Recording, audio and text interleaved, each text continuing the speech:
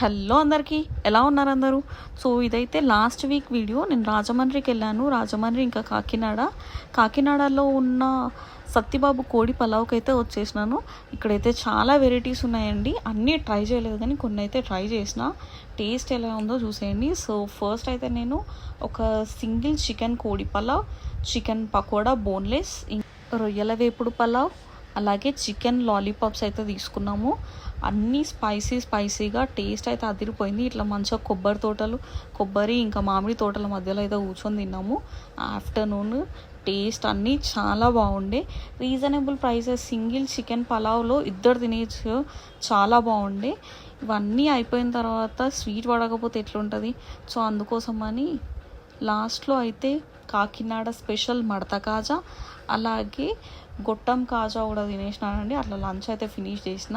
మీరు కూడా కాకినాడ వెళ్తే ఈ రెసిపీస్ అన్నీ ఖచ్చితంగా ట్రై చేయండి.